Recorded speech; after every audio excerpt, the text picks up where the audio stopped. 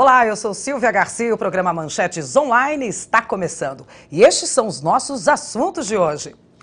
Polícia quer ouvir parentes e amigos de vítimas da chacina em São Paulo. Criminosos fazem arrastão em restaurante japonês na Zona Sul. Anticoncepcional masculino deve chegar ao mercado em 2017. E para discutir estes assuntos, nós convidamos o psicólogo Dr. Jacob Goldberg e o deputado Coronel Telhada do PSDB. Sejam muito bem-vindos aqui ao nosso Manchetes Online de hoje, falando sobre comportamento. E já vamos logo para a primeira tela. No G1 saiu a notícia que a polícia quer ouvir parentes e amigos de vítimas da chacina em São Paulo. A polícia quer ouvir parentes e amigos para traçar o perfil das vítimas da chacina na sede A Torcida Pavilhão 9 do Corinthians. 8 pessoas foram mortas na noite de sábado, dia 18 de abril. Os investigadores também estão à procura de algumas testemunhas-chave no caso. Câmeras de segurança de um posto de combustíveis, que fica ao lado da quadra da torcida, gravaram 5 pessoas que conseguiram escapar dos assassinos. Eu vou começar já com o deputado, assunto policial, essa chacina tinha endereço marcado, foi execução mesmo, né? Olha, Silvia, há muitos anos esse tema, torcida organizada, já é polêmico, já vem trazendo problema às cidades, principalmente a cidade de São Paulo, que é onde se concentra o maior número de torcidas organizadas. Aliás, no mundo todo, o tema torcida organizada começa com os hooligans lá na Inglaterra e por aí vai, né? Aliás, super violentos. Eu não consigo ver benefício para a sociedade quando se fala em torcida organizada. Eu não vejo porque o cidadão precisa pertencer a um grupo, uma torcida organizada, para ir no estádio torcer, tudo bem, até juntar os amigos, tomar uma cerveja, um guaraná, fazer um churrasco, brigarem, ou brincarem, ou exigirem direitos, tudo bem. O homem gosta de estar em grupo, é até uma coisa natural do ser humano, né, de se reunir. Mas essas reuniões têm sido feitas de uma maneira totalmente ilegal, no sentido quando você comete crimes. Há anos nós temos as torcidas organizadas matando, nós temos as torcidas organizadas depredando, envolvida em tráfico de entorpecente e agora essa denúncia forte até no envolvimento em crime organizado. Então a própria notícia fala que a polícia quer ouvir parentes e pessoas próximas para se levantar o perfil dos indivíduos que foram mortos. Eu não conheço os indivíduos, não quero ser leviano quando eu falo alguma coisa. E eu até perguntar se eu tenho alguma informação. Não, nós temos informação sim de que tem 3 são realmente envolvidos com crime de tráfico de entorpecente, formação de quadrilha. Mas olha, eu vou falar uma coisa. Existe um ditado antigo que fala o seguinte, gente. Diga-me com quem tu andas, eu direi quem tu és. Uma torcida que já tem o nome de Pavilhão 9, eu acho que não é uma torcida que tem boas intenções, porque ela foi batizada, Silvia, para se homenagear os mortos no Carandiru em 1992. Então, já está se homenageando bandido. Vai desculpar, mas já começou errado. Entendeu? Então, quem forma uma torcida com o nome de Pavilhão 9, com certeza não é para ir na igreja, para fazer o que não deve. E quem corre muito com um criminoso acaba pagando o preço, é o que aconteceu. Muitas hipóteses têm sido levantadas do envolvimento de algumas pessoas no tráfico de entorpecentes, que seria uma briga de gangues pela tomada de uma determinada boca de fumo, de que seria acerto de contas, de que de repente só 1 ou 2 seriam os alvos e os demais morreram porque estava lá. Veja bem, eu entendo o seguinte, primeiro, se as pessoas quisessem matar 1 ou 2, eles teriam matado 1 ou 2 só, porque eles liberaram lá o vigia. Nas cenas nós vemos alguns torcedores correndo, então todo mundo viu quem eram os autores do crime. Então se fugiu... Eles não fizeram questão de se esconder, fugiram, né? 3, 4, 5, fugiria 10.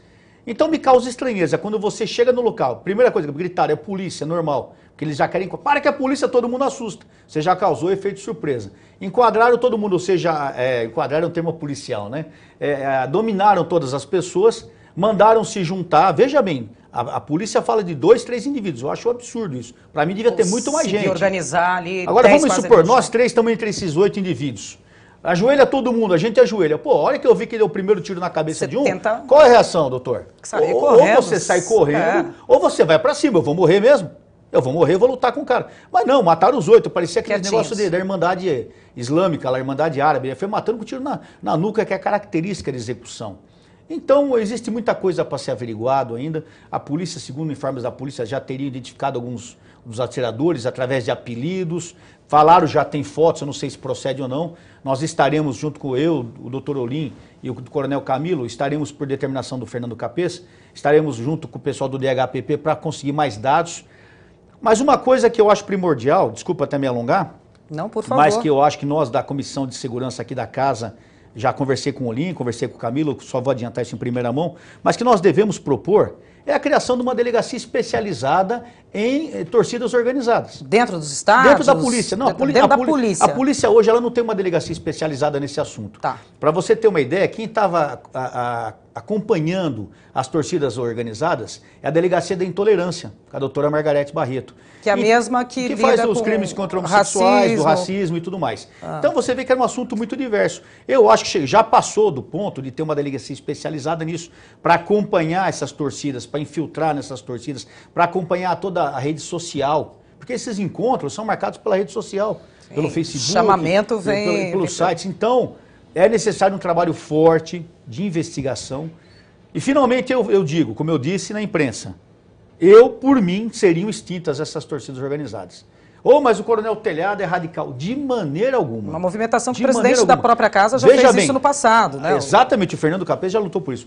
Aonde existe torcida organizada, existe problema. Hoje, se eu quiser levar minha filha, minha neta no estádio, eu não posso. Porque não é o perigo de sair uma briga, o perigo é que a torcida organizada, com certeza, é desgraça. Eu falo que o crime é organizado, nós é que não somos. O crime organizado, a torcida organizada, já não me parece igual. Então, eu acho que passou da hora de se tomar providência. Passou da hora. Sabe, o Brasil, não sei se o doutor Jacó concorda comigo, sociólogo, deve conhecer bem essa área.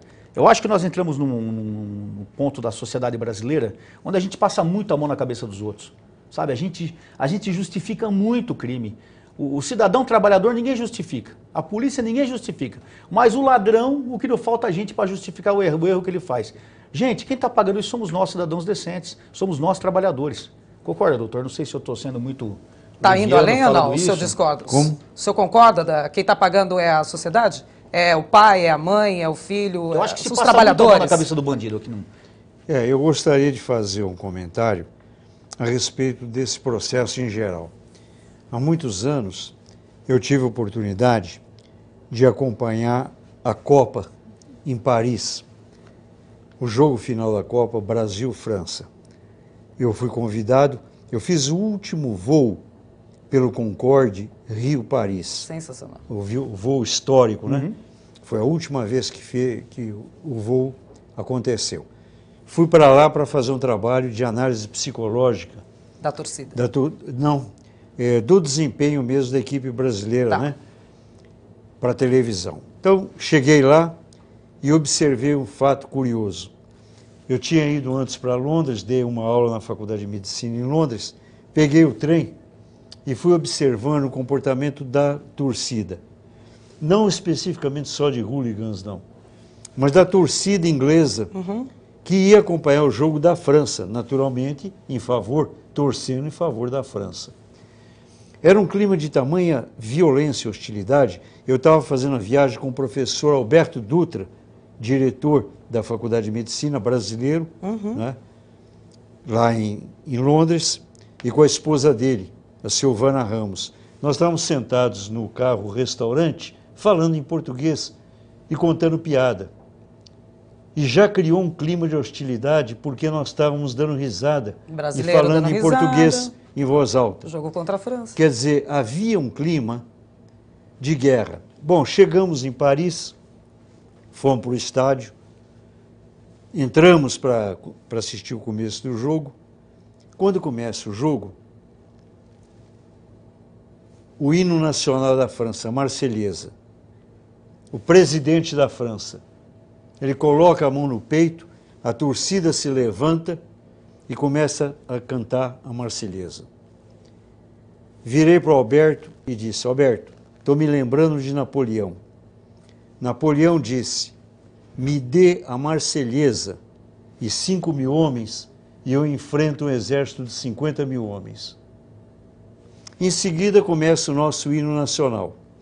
Quando eu voltei de Paris, o Boris Casoy me entrevistou e perguntou: ô Jacó, por que nós perdemos o jogo? Do meu lado estava o ministro José Gregory. E eu disse para ele: Boris, quando começou o nosso hino nacional, o Viram do Ipiranga, num cantochão lento, eu virei para o Boris e disse: eu sabia que nós íamos perder o jogo. Uai. E o Boris ficou horrorizado, virou para mim e falou: mas o que é que você queria? É o nosso hino nacional, você queria que a gente cantasse o quê?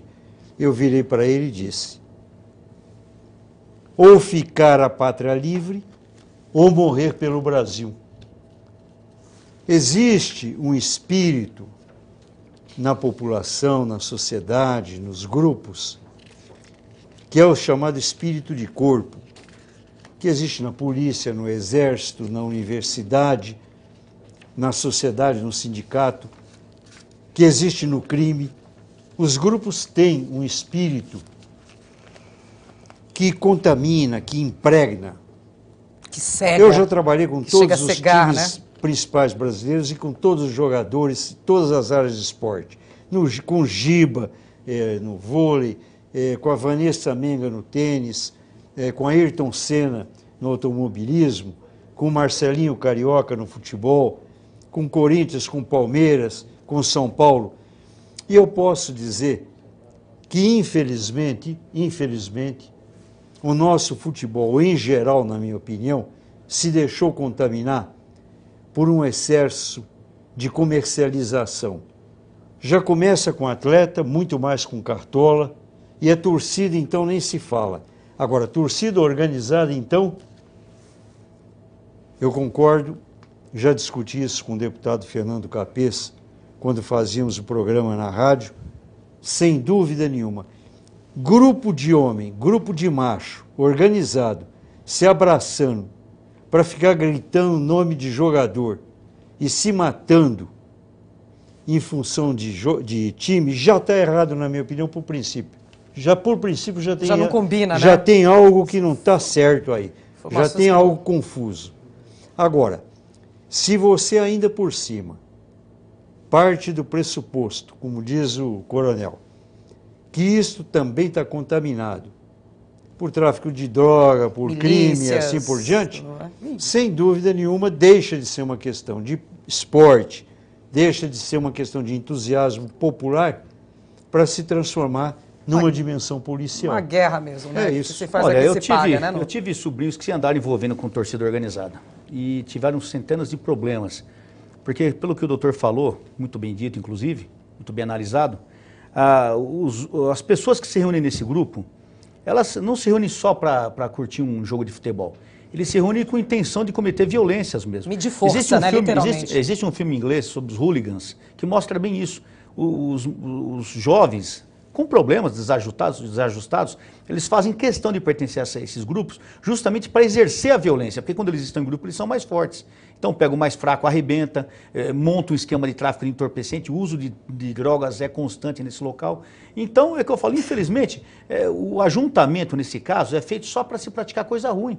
Então eu não sei o quanto a sociedade deve permitir e acatar esse tipo de coisa. Eu aliás, acho que o resultado é que a esse gente já filme ao qual ele se refere, eu também esqueci o nome do filme, mas é um clássico do cinema, é extraordinário, né? E realmente você percebe ali o significado da covardia, porque eu acho muito interessante, não sei se o deputado concorda, se você concorda, mas em geral eu já tenho restrição à reunião de grandes grupos. Eu já escrevi muito sobre o problema de psicologia da massa. Eu costumo dizer que o indivíduo, pessoalmente, em termos singulares, é sempre melhor do que o grande grupo. Perfeito. Parece que existe um achatamento horizontal de comportamento e a tendência dos grandes grupos é se reunir no que de pior o indivíduo existe. O bullying, por exemplo, a covardia, a prática que vão fazer, né? A maldade, a crueldade, sempre contra o mais fraco. Então, faço todas as restrições possíveis à noção da torcida organizada. Podia dar em boa A gente coisa. sempre, na tropa de choque a gente usa muito isso, né? Primeira coisa que a gente aprende quando vai pro choque é que o indivíduo na massa ele perde a personalidade, né? Perde a Ele passa a personalidade e agir vira uma conforme o coisa grupo e ele age de uma maneira que ele nunca agiria isoladamente. É por isso que acontecem os grandes problemas. Que né? me leva a dúvida, será que tem a ver com essa nossa próxima tela aqui? Ah. O assunto, ó, G1, de novo, criminosos fazem arrastão em restaurante japonês na Zona Sul. De novo um grupo, né? Muita gente. Criminosos fizeram um arrastão em um restaurante japonês no Paraíso, na Zona Sul de São Paulo, na noite desta terça-feira, dia 21 de abril. Depois de uma perseguição policial, um dos suspeitos foi morto e os outros 2 foram presos, como mostrou o Bom Dia São Paulo. Cerca de 30 pessoas jantavam quando os 3 criminosos invadiram o restaurante, que fica na esquina das ruas Sampaio Viana, com a Coronel Oscar Porto. 2 dos ladrões estavam armados. Arrastão de novo? De novo, impunidade. Impunidade. Isso é um problema legal, um problema de uma lei fraca, de uma lei frágil, de uma lei protetora do crime. Eu vejo isso aqui, não sei se talvez até o Dr. Jacó discorde de mim, mas do problema do desarmamento. Eu acho que o desarmamento facilita esse tipo de situação, porque o criminoso hoje, ele sabe que onde ele for, ele não vai ter nenhum tipo de obstáculo. Sim. Ele sabe que se ele vai chegar com uma calibre... Ele tá mandando vai chegar com na um situação. revólver 22, ele vai chegar botando banca. Faz a festa. Então, eu acho que o país chegou numa situação que nós ficamos tão à mercê do crime, tão à mercê, que é tão fácil ser criminoso hoje. Falou que os 2 indivíduos estavam armados. Será? Será que não era um simulacro? Lógico que eu não vou pagar para ver. Se eu tô lá, se eu tô lá desarmado, eu não vou falar, o cara tira em mim para ver. Não vou. Vou me render porque eu não aconselho ninguém a reagir. Não é isso. É que a sociedade, como eu posso dizer sem ser agressivo, a turma acha que eu sou agressivo, acha que eu sou radical, né? Eu tenho que pensar bem para falar as coisas para não me tornar, para não perder a ideia.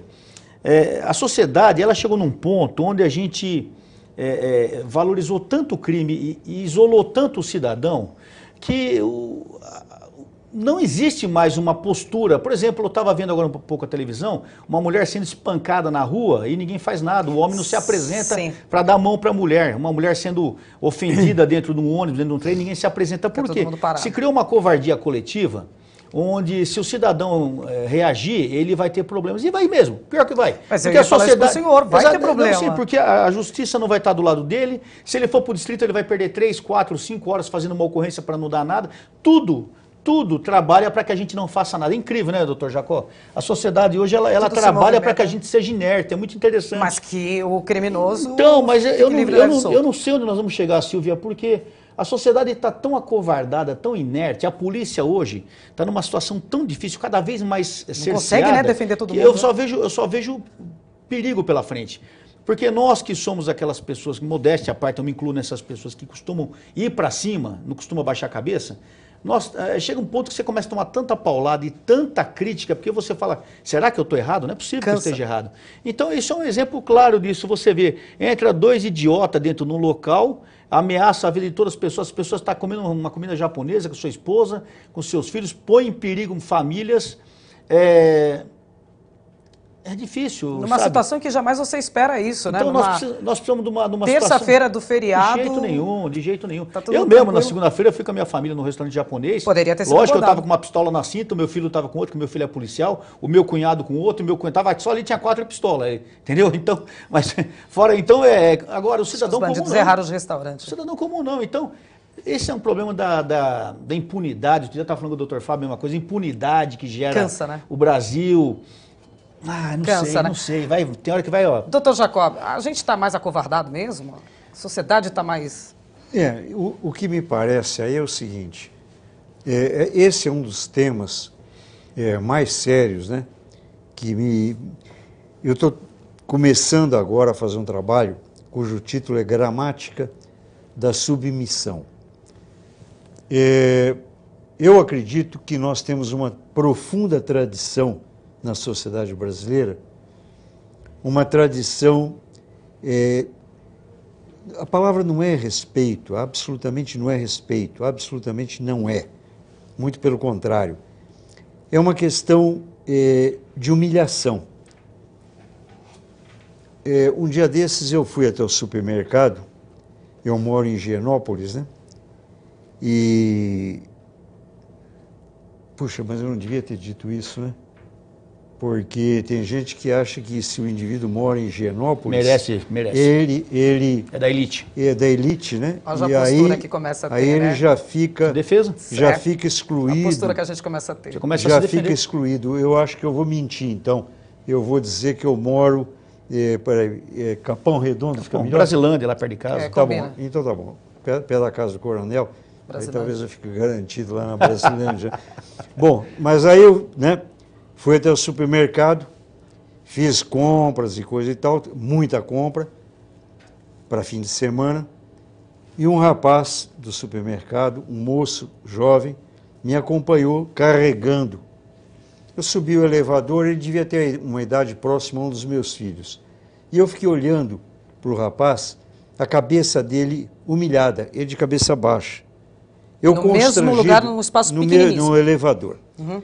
Né? Aí entramos no apartamento, e eu constrangido, um dos meus filhos olhou, eu olhei, troquei olhares com ele, ele virou para mim e falou, pai, você viu? Eu falei, vi. Enquanto isso não mudar, a sociedade brasileira não muda. Anos atrás eu tinha um programa com Paulo Lopes na rádio, quando foi resolvida aquela questão do elevador de serviço, que o empregado podia também subir, blá, blá, blá. Uhum. Eu falei, não adianta, não se muda, não espaço se muda físico ali, né? uma sociedade, uma cultura com leis, é com educação, é a sensação de igualdade. E aí naquela ocasião eu disse, eu até convido na época o governador Franco Montoro para no prédio dele entrar sempre pelo elevador de serviço. E a partir daí, faz uns 15 anos, eu sempre subi pelo elevador de serviço. Nunca mais eu subi pelo elevador social. Uhum. Eu acho que é assim que muda Ali de a fato, sociedade. da raiz. Por exemplo, o coronel agora acaba de fazer uma confissão. Ele fez uma confissão.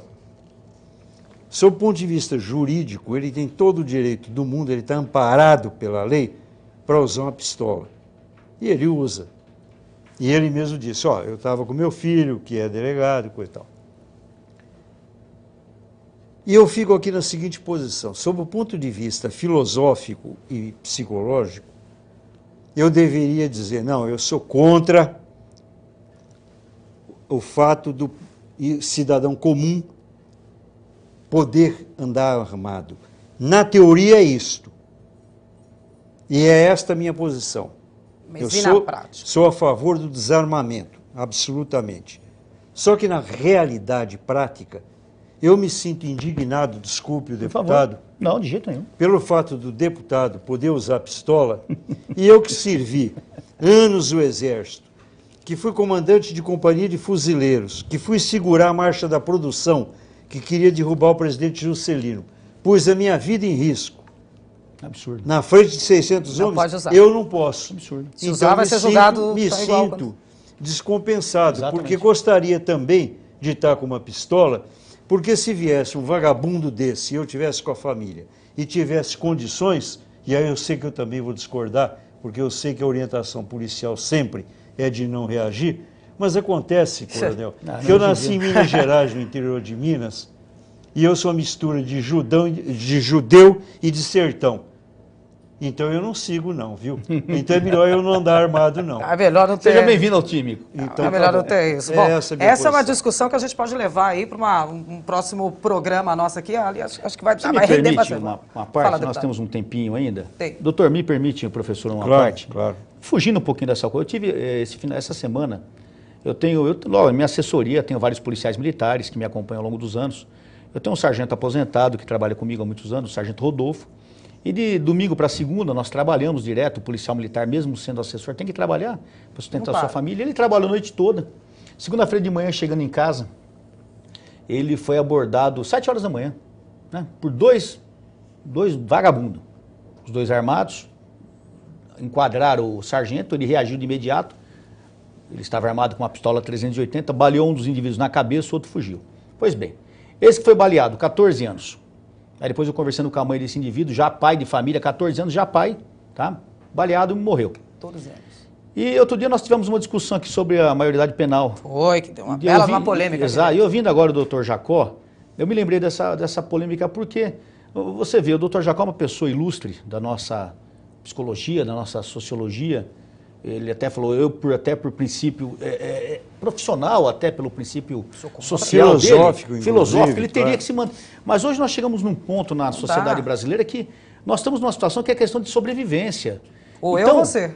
Eu fui lá, eu passei o dia lá com o sargento no 55DP. Aliás, um dia nós precisamos fazer uma ocorrência, vamos fazer um programa sobre os distritos policiais, o abandono dos distritos, o número de carros abandonados. Precisamos fazer uma matéria, um negócio bacana. Compromisso, vamos Desculpa, sim. Eu fugi um pouquinho do assunto, mas... Não, vamos sim, mas tem a ver com a sociedade, tem a ver, sim.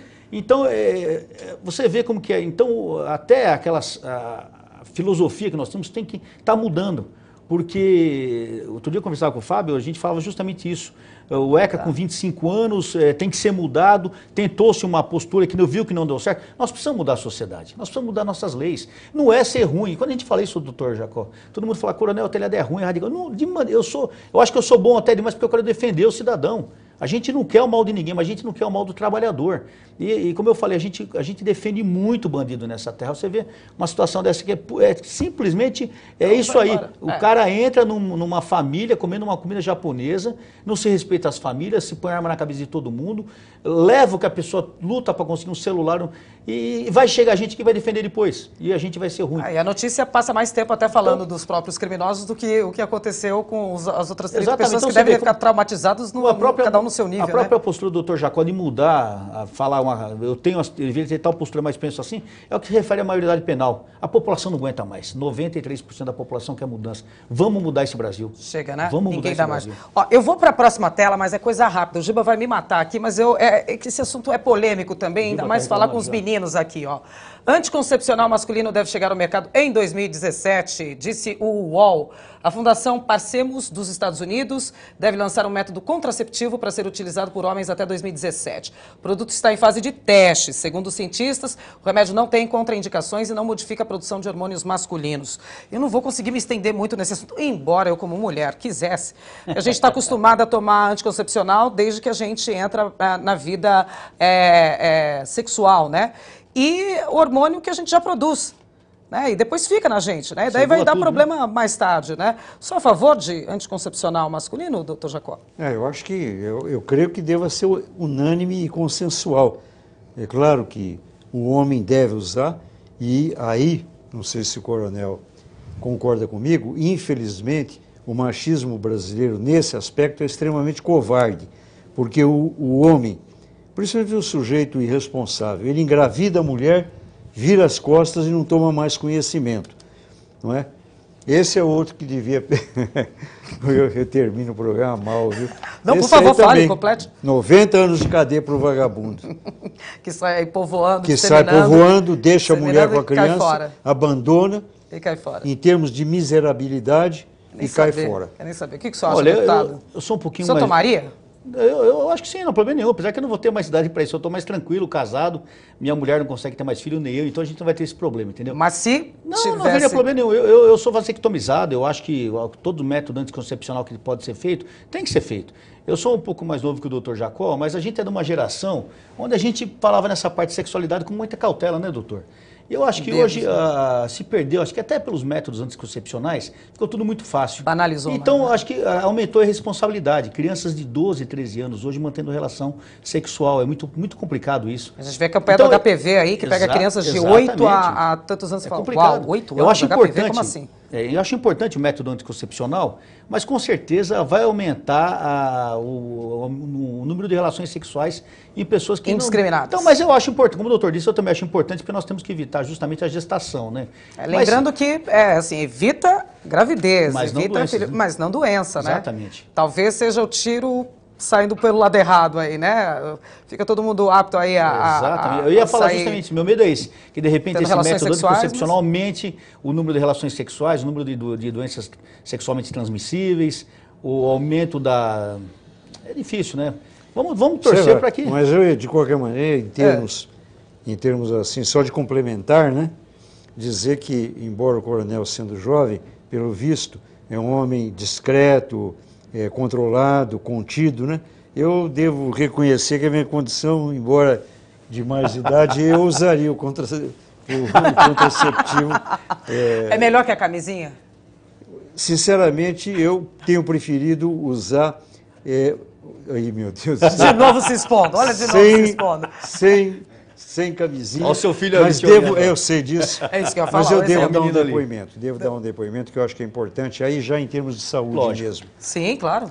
Com 80 e poucos anos, uma atividade sexual relativamente intensa, 3, 4 vezes por semana, é Beleza, razoável, sou seu Coronel? fã. Não, ótimo, eu sou seu fã. Muito obrigado. Meu urologista se surpreende com isso. Muito obrigado. Sem Um palavras. exemplo, ó. Estou sem palavras. Gente, eu vou falar aqui publicamente um depoimento. É um exemplo a ser seguido, doutor Jacó, né? Vocês ouviram aí? É um exemplo, eu estou com 53 anos. Tem uma o senhor vida está com pela 80 frente. aí? 82. Ó, espero mas chegar lá. ele Pela tem frente, 30 doutor. anos para aprender. Tem tempo, guarda. Eu espero aprender. Meninos, se é que eu posso ter aí Por favor. a saliência de chamar vocês de meninos, muito obrigada pela Obrigado. participação aqui no nosso programa, com camisinha, sem camisinha, com anticoncepcional ou não, vida longa aos dois. Muito obrigado. A todos nós, né? A Todos os amigos aqui também a todos presentes. nós. Isso. Muito obrigada pela participação de vocês. Ótimo. O programa Manchetes Online vai ficando por aqui. Até o nosso próximo encontro. Tchau.